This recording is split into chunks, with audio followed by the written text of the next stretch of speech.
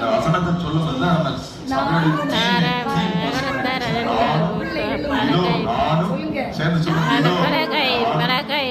கர்த்தர் எனக்கு கொடுத்த பிள்ளைகள் சீயோன் பர்வதத்தில்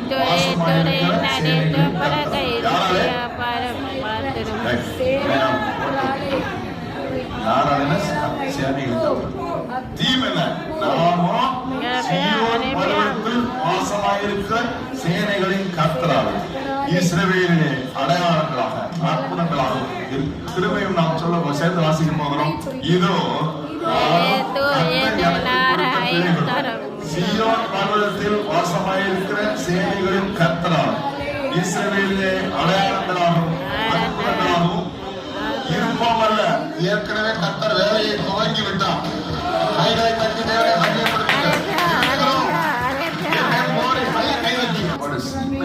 எங்கே வாசித்தால்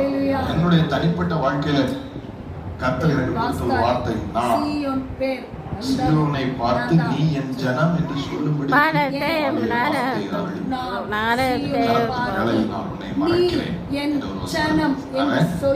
சீயோனை பார்த்து என்னுடைய வேலை என்ன, என்னுடைய அழைப்பு என்ன, கர்த்தர் சீயோனை பார்த்து நீ என் ஜனம்னு அவர் சொல்றத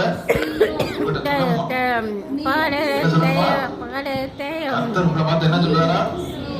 நீ என் ஜனம், நீ புறஜாதி இல்ல, நீ அந்நிய ஜாதி இல்ல, யாரும் வந்து உன்னை தொடவே விட மாட்டேன், நீ என் ஜனம் என்று சொல்லும்படி வார்த்தைகள் என் வாயிலே எனக்கு கொடுத்த பணி